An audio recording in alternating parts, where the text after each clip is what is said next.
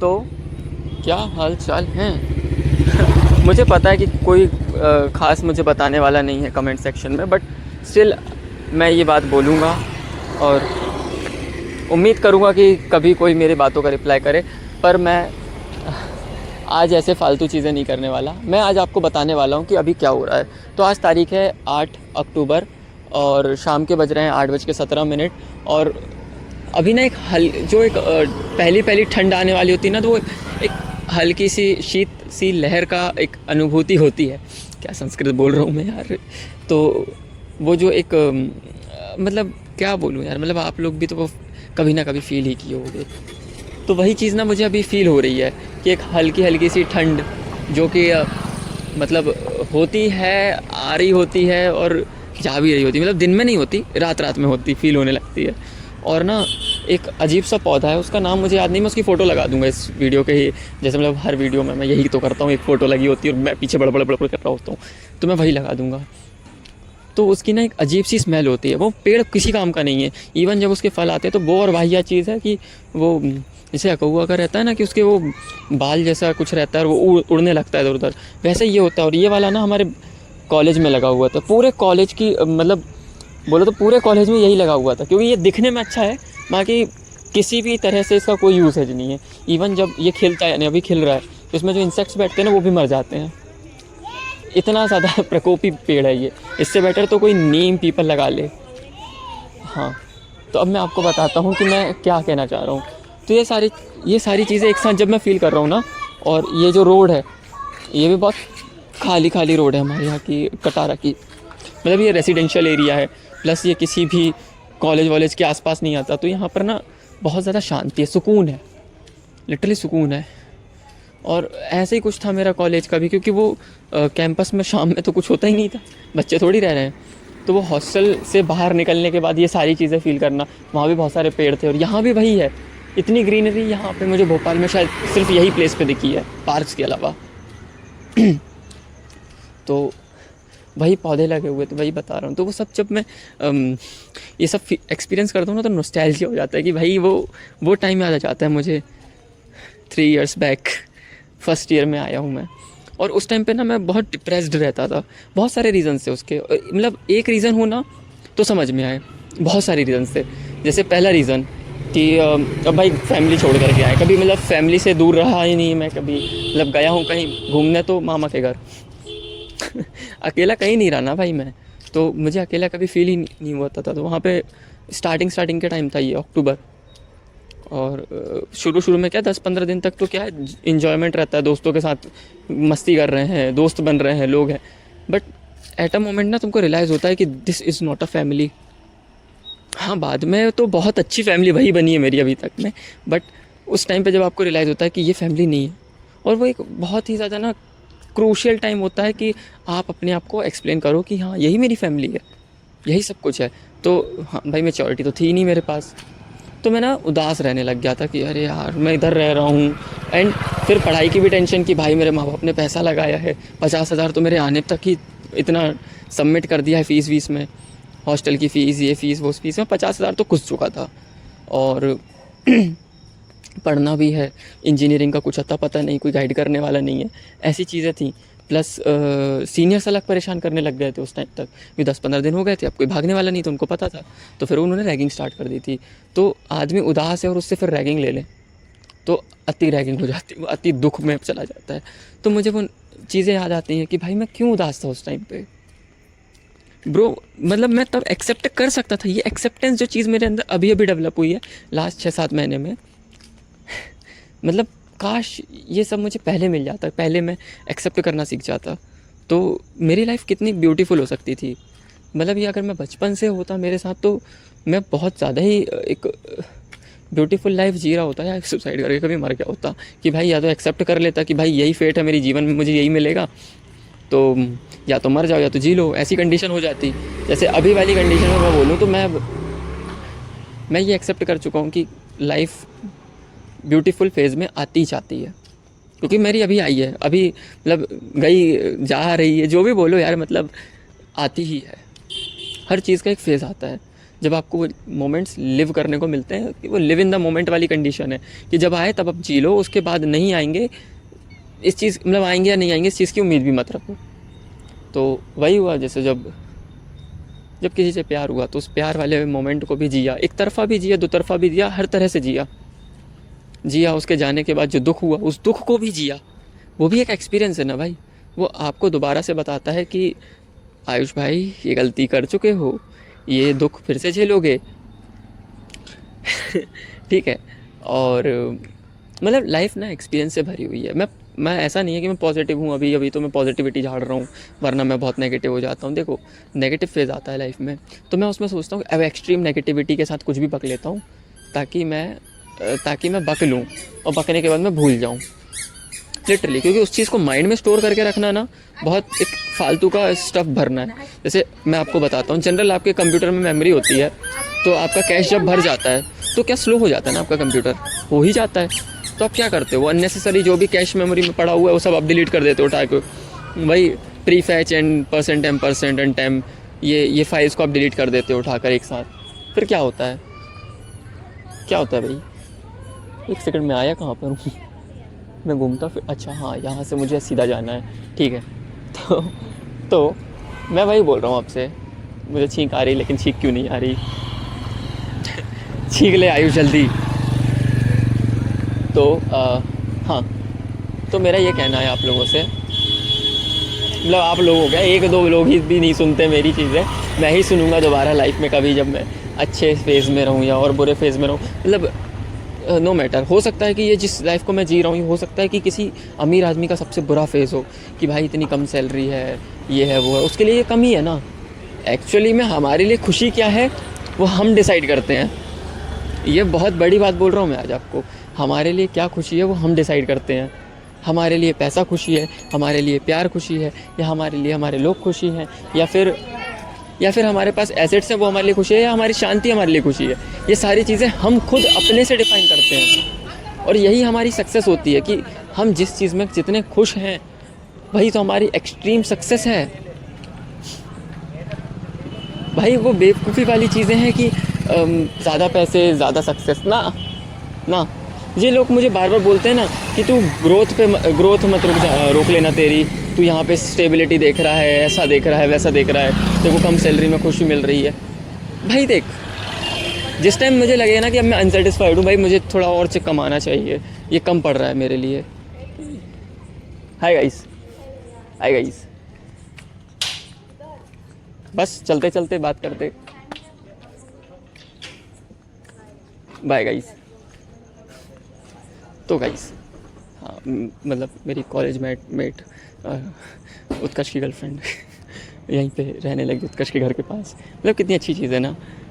उसके लिए ये भी सक्सेस होगी। मतलब उसकी मम्मी तो कहती है कि तू ज़्यादा कमा, 1 लाख 2 लाख रुपए सैलरी होनी चाहिए। भाई मुझे लगता है कि उस बंदे का घर है यहाँ पे, उसके खर्चे ही नहीं है। 30,000 वो सैलरी कमा रहा है 21 की एज में, उसके पास गर्लफ्रेंड है, उसके पास लोग हैं, उसको कार ड्राइव करनी आती है, उसके पास कार भी है, उसके पास बाइक मतलब स्कूटी भी है, उसे बाइक भी चलानी आती है, उसके पास लाइसेंस भी है। ये सारे मेरे सपने हैं भाई।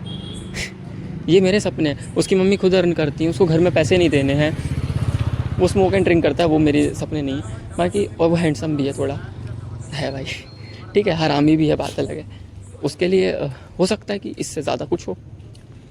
अच्छा चलते फिलते एग्जाम्पल मिल गया। उसके लिए हो सकता है कि इससे ज़्यादा कुछ चीज़ उसके लिए सक्सेस हो। मेरे लिए भाई इतनी ही सक्सेस हो जाए मेरे लिए फ़िलहाल। एंड मे बी एक पॉइंट ऑफ टाइम पे मुझे ये लगे ये भी कम है, फिर मैं उसके लिए और ग्रोथ करूँ। तो भाई ग्रोथ रुकनी नहीं चाहिए, वो मुझे भी पता है। ग्रोथ तो तुम खुद ही करोगे जब एक टाइम पे तुम जो मिल रहा है जो है उससे सेटिस्फाई ना होकर तुम और चीज़ के लिए ईगरली मांगो या चाहो या कोशिश करो, then it is your growth period. Okay. एक और चीज़ बोलता हूँ मैं आपको, मतलब बहुत अच्छी चीज़ बता रहा हूँ। देखो आप अपनी ग्रोथ को लेकर के रेस्टलेस हो, आपकी वजह से आप खुद परेशान हो रहे हो, दुनिया को परेशान कर रहे हो, है ना। और आपको ग्रोथ चाहिए एंड आप इतने ईगर हो कि आप मतलब बहुत सारी चीज़ों को ना इजीली हैंडल कर सकते हो, बट नहीं कर रहे हो, और आप उस मन को ना शांत नहीं रख पा रहे हो। तो मुझे नहीं लगता कि मतलब आप सक्सेसफुल हो, मतलब आप सक्सेस पाना चाह रहे हो। मुझे लगता है कि आपको बस ना वर्क करना चाहिए, एफ़र्ट्स देने चाहिए।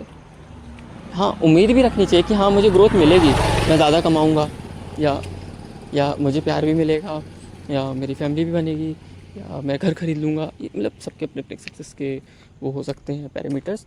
तो अगर कोई एफ़र्ट्स दे रहा है and then he is not getting the results, है ना, तो उसके लिए अगर वो रेस्टलेस हो रहा है तो मैं उसको बोलूँगा भाई तू पहले एक सेकंड के लिए अपने आप को कंपेयर कर कि तू किधर से किधर आ चुका है। जैसे मैं अपने आप को कंपेयर करता हूँ कि ब्रो तू किधर गटर से निकल के यहाँ आ गया है। एक बंदा, मतलब आप मेरे बारे में सुनो, मैं बताता हूँ आपको। जब मैं फर्स्ट ईयर में था मुझे मंथली 500 रुपये भी नहीं आते थे। मतलब मेरे पास 500 रुपये आते थे, वो जब तक मेरे पास हैं तब तक मेरे पास पैसे नहीं आएंगे। जब ख़त्म हो जाएंगे उसके बाद मैं बहुत सोच समझ करके पैसे मांगता था, क्योंकि मुझे लगता था कि पैसे मांग रहा हूँ, मतलब मुझे अंदर से ना गिल्ट फील होता था पैसे मांगने पे। देन आई रियलाइज 1-2 महीने बाद कि भाई देख, तू कमा नहीं रहा है, या तो तू कमाने लग, और नहीं कमा पा रहा है तो तू मांग ले, तुझे एक ना एक दिन पे बैक करना ही है, तो अभी ही मांग ले। तो फिर मैंने मांगने चालू कर दिया एंड फिर मेरे खर्चे 500 से 500 पे थे, फिर मतलब 500 पर मंथ हो गया। फिर धीरे धीरे करके जब मैं अपनी थोड़ी हेल्थ वगैरह पे ध्यान देने लगा, कुछ खाने पीने पे भी फोकस करने लगा कि नहीं भाई कंजूसी इज़ नॉट द की, आप पैसे बचाने के चक्कर में अपनी हेल्थ को दाव पे मत लगाओ। तो मैंने 500 रुपये और एक्स्ट्रा यानी 1000 रुपीज़ पर मंथ मांगने लगा। बट वो मेरे ऐसे सारे खर्च होते ही नहीं थे, मैं उसमें भी पैसे बचा लेता था, ताकि कभी जैसे कहीं घूमने जाना रहा तो जब 500-1000 रुपये खर्च होंगे तो फिर मैं घर से मांगने में अच्छा नहीं लगता ना कि घूमने जाना पैसे दे दो। तो मेरे पास ये मेरी सेविंग्स काम आती। एंड मैंने ऐसी सेविंग्स कर करके ना मैंने कुछ पैसे इकट्ठे किए, फिर उनको किसी चीज़ पे लगा करके और पैसे बना लिए। मतलब थोड़ा सा हरामी तो मैं रहा हूँ। और एक और चीज़ है कि खुशियाँ बहुत सारी हैं आपके आसपास, आप चाहो तो आप उनको नॉर्मली जी सकते हो, और अगर आप चाहो तो आप ख़रीद के जी सकते हो, ठीक है। और एक और चीज़ है, एक और चीज़, ठीक है, सुनो अच्छे से सुनना, ठीक है। मैं ऐसे बोल रहा हूँ जैसे सुन ही रहे होगे, कोई सुन नहीं रहा है। आ, मैं अपने बारे में बताता हूँ। देखो मैं ना बड़ी बड़ी चीज़ों में ना बहुत बिलीव नहीं करता हूँ। बहुत बड़ी बड़ी चीज़ों में लाइक मैंने फॉर एग्ज़ाम्पल मैंने ताजमहल देखने चला गया एंड मैं इससे खुश हो गया। नहीं भाई, मैं नहीं हो सकता इस चीज़ से खुश, हो ही नहीं सकता। मैं अकेला गया, मैंने देखा, मैंने 4 लोगों को मिले, मेरे को बात की, है ना। तो मैं इस चीज़ से कभी खुश नहीं होऊंगा कि मैं ताजमहल देखा, मेरे को ताजमहल देखने में मज़ा आया। मैं रास्ते में किन किन से मिला, मुझे उससे क्या सीखने को मिला, क्या मेरे को लाइफ एक्सपीरियंस मिले, उनके अपने हैप्पी मोमेंट्स बताए, या कोई एक ऐसी चीज़ दी जो मुझे अच्छी लगी हो, वो सब मुझे याद रहता है। जैसे मैं आपको बताता हूँ, मैं नोएडा गया था, नोएडा गया नहीं सॉरी, मैं नोएडा से भोपाल आया था 2 दिन के लिए बस। 2 दिन के लिए। रीज़न क्या था, खुशबू मैम जानी थी, उनसे मिल के जाना था कि एक बार मिल लेता हूँ, मे भी फिर कभी मिलने को ना मिले, भले ही वो भोपाल में ही है, हो सकता है कि मुझे नोएडा लोकेशन मिल जाए, फिर मेरा आना कैसे होगा, और आना होगा तो मैम कॉलेज में तो मिलेंगी नहीं। तो ऐसे सारे रीज़न्स मुझे दिख रहे थे, तो मैंने सोचा चलो एक बारी ना मिल के ही आ जाता हूँ, अब जाने ही वाली हैं। तो मैं जब जा रहा था तो मुझे ना रास्ते में पहले एक रैपिडो वाला मिला, ठीक है। तो रैपिडो वाले ने मुझे ज्ञान दिया कि भाई बाइक अगर लेनी है तो ठीक ठाक ले लो, काम आती है फ्यूचर में भी, आप मज़ा आता है, ऐसा कुछ चीज़ें बताई थी, वो फालतू डिटेलिंग नहीं दूंगा, ठीक है। फिर मैं जिस ट्रेन में गया तो उस ट्रेन में एक आंटी मिली, वो आंटी सीहोर जा रही थी। उनको मैंने रास्ता बताया कि कैसे कैसे जाना भोपाल से, पैसे कम कैसे लगेंगे उनके, खाने पीने का भी बताया मैं उनको, और भी चीज़ें बताई। तो आंटी ने ना मुझे उन्होंने पूरी सब्ज़ी लेकर आई थी। मैंने रात में कुछ नहीं खाया था, बिस्किट्स वगैरह थे मेरे पास, तो उन्होंने मुझे पूरी सब्ज़ी खिलाई। तो मुझे आंटी का फेस भी याद है अभी भी, ठीक है। फिर उसके बाद में अगर बताऊँ किसके बारे में, तो मुझे हाँ, फिर मैं जब नोएडा से भोपाल आ ही रहा था तो रास्ते भर में मुझे ना मतलब सुकून मिलता रहा। फिर मैं आया, मैं मैम से मिला, मैम के साथ मैंने टाइम स्पेंड किया, बातें की, चीज़ें शेयर की, मज़ा आया, इन्जॉय किया। एंड फिर मैं जब वापस जा रहा था ना तो मुझे एक बंदा मिला, मैं जनरल में जा रहा था और मुझे एक अंकल मिले। पहली बात तो ये है कि आपको 12 घंटे की जर्नी करनी है, वो भी जनरल में, बहुत बड़ी चीज़ होती है भाई। और आपने कभी ट्रेवल 3-4 घंटे से ज़्यादा किया ही नहीं है जनरल में, 3 घंटे से ज़्यादा नहीं किया कभी मैंने। एट मैक्स अगर ट्रेन लेट हो गई हो तो 4 घंटे, बाकी उससे ज़्यादा मैंने कभी जनरल में सफ़र नहीं किया अकेले, ठीक है, अकेले बोलना चाहता हूँ। किया है उससे पहले भी, जबलपुर जाना वो तो 5 घंटे लग जाते हैं उसमें पर किसी ना किसी के साथ ही गया हूँ मैं, अकेले कभी नहीं गया। और एक चीज़, एक और चीज़ ये है कि मैं मतलब कैसे कैसे बोल रहा हूँ, मतलब एक वो जो मिले थे अंकल, वो थे डिलॉइट में जॉब करते थे, और उन्होंने मुझे है ना ऐसी चीज़ें बताई कि इंग्लिश किस तरह से इम्पोर्टेंट है और इंग्लिश को सीखना कैसे चाहिए, इंग्लिश क्या है, नॉलेज क्या है। तो मुझे उस दिन ना नॉलेज की एक डेफिनेशन मेरे लिए बन गई। नॉलेज क्या होता है, मतलब नॉलेज वो नहीं है कि आपसे क्वेश्चन किया जाए आप आंसर दे दो ना। ये एक बहुत फालतू की चीज़ मेरे दिमाग में सेटअप थी शुरुआत से कि नॉलेज शायद यही है कि मुझे बहुत सारी चीज़ें पता है। नहीं, नॉलेज वो नहीं है कि जो तुम्हें पता है, नॉलेज वो है कि तुम्हें पता है प्लस तुम उसका यूज़ कर पा रहे हो। वोकैबुलरी कितना नॉलेजफुल चीज़ है, कितनी रिच चीज़ है कि आप उससे किसी का माइंड सेट चेंज कर सकते हो। इतनी बड़ी चीज़ होती है वो, जब आप किसी से बात करो and you try to involve some unique vocabularies, और वो यूनिक वोकेबलरी से बंदा जो है अफेक्ट हो जाता है। बहुत इजीली हो सकता है, अपन इन्फ्लुएंस कर सकते हैं किसी को कि भाई फ़लाने वर्ड्स अगर मैं यूज़ कर दे रहा हूँ तो वो बंदा ये सोचेगा कि यार ये थोड़ा क्या है, ज्ञान इसको ज़िंदगी का ज़्यादा है, ऐसा कुछ कुछ उन्होंने ऐसी बातें बोली थी और इंग्लिश में बोल रहे थे बहुत अच्छे से। एंड वो बंदा गवर्नमेंट स्कूल SJL जैसे स्कूल से पढ़ कर, SJL स्कूल से, मतलब मेरे सुहागपुर में SJL है जिसे नॉर्मली हाई स्कूल बोलते हैं, हाई स्कूल जैसे गवर्नमेंट स्कूल से पढ़ के निकला है।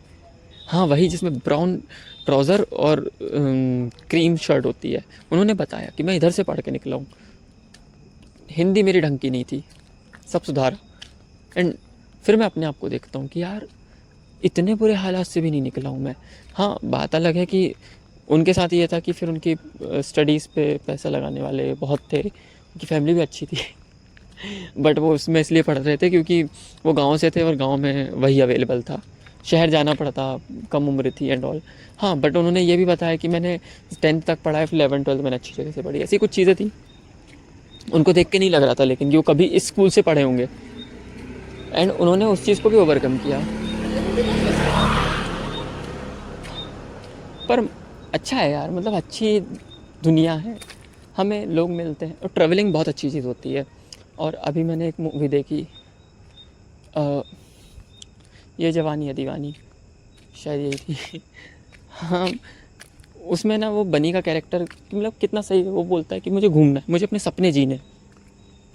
वो अपने सपने एंड तक जी कर ही रहता है, उसकी फैमिली उसको अलाउ करती है, सबकी फैमिली नहीं करती भाई।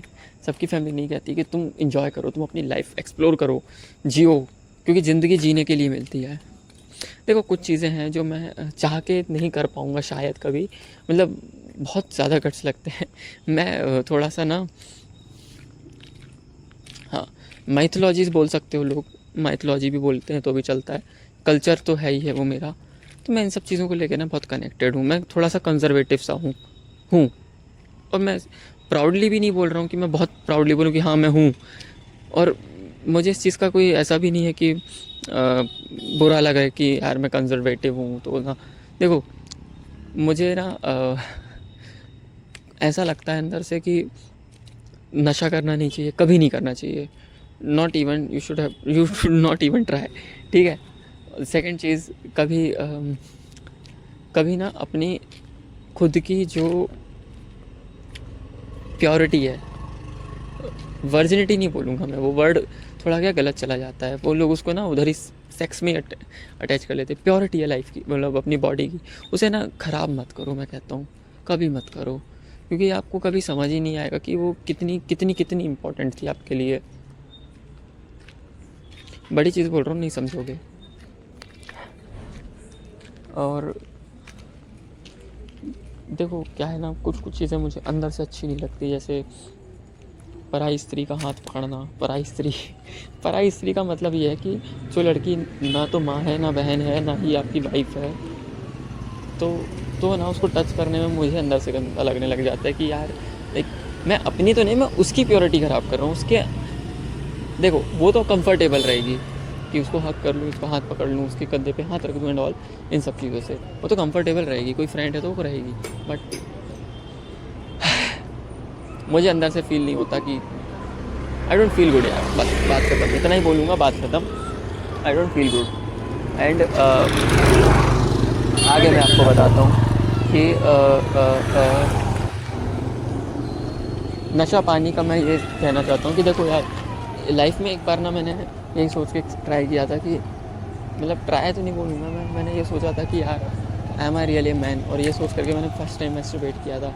उसके बाद से ना वो धीरे धीरे करके किसी ना किसी रीज़न्स की वजह से वो एक लत ही जैसी बन गई थी। वो छोड़ना बहुत मुश्किल हो गया था मेरे लिए। अभी भी छोड़ा हूँ तो भी मेरे को कोई भरोसा नहीं कि कब वापस हो जाए।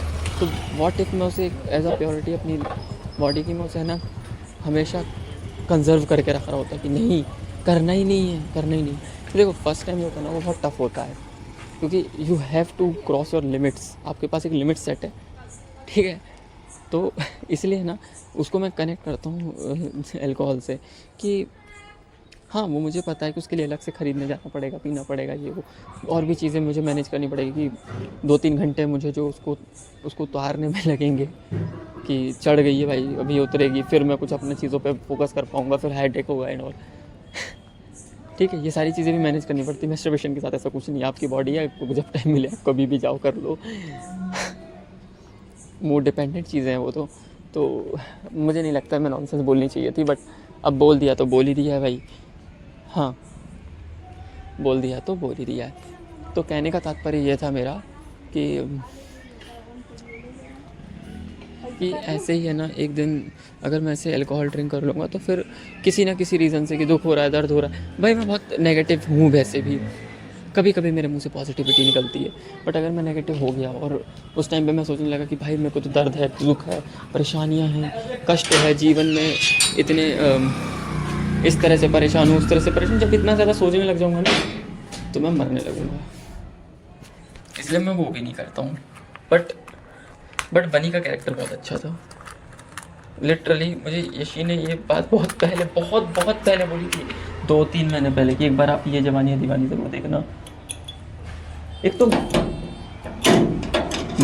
मैं इतने टाइम से इस बंगाल से दूर था, मतलब ये दिले मुश्किल से मैंने उसको इतना हाइप अप करके रखा था ना कि वो कुछ तो होगी खास मूवी, बट वो तो फुद्दू निकली भाई, कुछ नहीं निकला उसमें। मुझे इतनी नॉनसेंस सी मूवी थी कि उसमें एट द एंड वो क्या है, वो अयान यही चाहता है कि वो सेक्स कर सके उसके साथ।